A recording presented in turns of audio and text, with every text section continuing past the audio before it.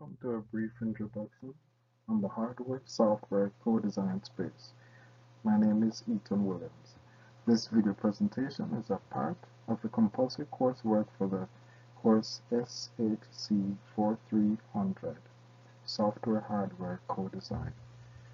The course is a part of the Systems Engineering with Embedded Systems Master's Program at the University of Southeast Norway.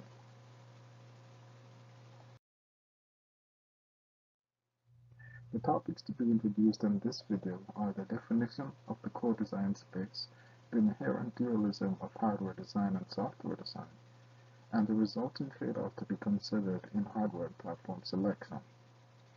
We'll also have a consideration of how to arrange the various hardware platforms that we work with in co-design. The co-design space.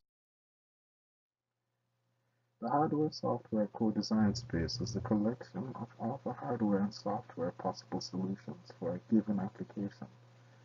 These must be explored fully to find out what is the best solution. Dualism of hardware design and software design. Co-design exists because of the inherent dualism of hardware versus software. The design paradigm are diametrically different. Hardware design is a decomposition of logic gates in the physical space, while software design is a decomposition of instructions executing over time. Whilst flexibility is implicit in software and parallelism must be designed in, the opposite is true for hardware. Further, the models produced when modeling hardware are not equivalent to the implementation. But in software, the models created actually approximate the actual implementation. This inherent dualism between hardware and software is behind the trade-offs to be discussed later in the presentation. Hardware platform selection. In hardware-software co-design, when we select hardware platforms, we're interested in programmable components. Below are examples of hardware platforms: the RICS microprocessor, a field programmable gate array, FPGA, a digital signal processor, an application-specific instruction set processor, or ASIP, and an application-specific integrated circuit.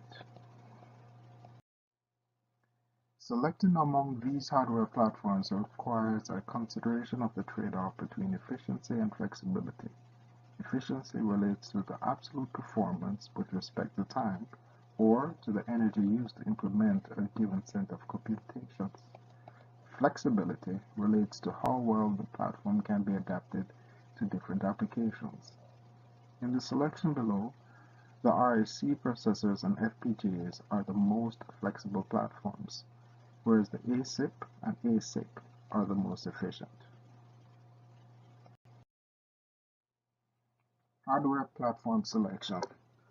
General purpose, domain specific, application specific.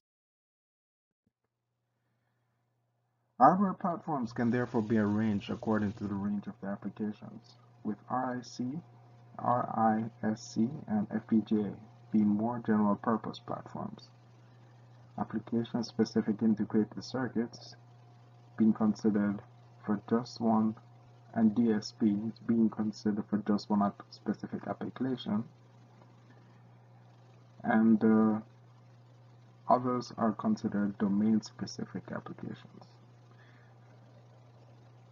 Domain-specific platforms work with a single domain, for example, signal processing, cryptography, or networking, whereas the general-purpose platforms can apply for any broad range of applications. This concludes the presentation.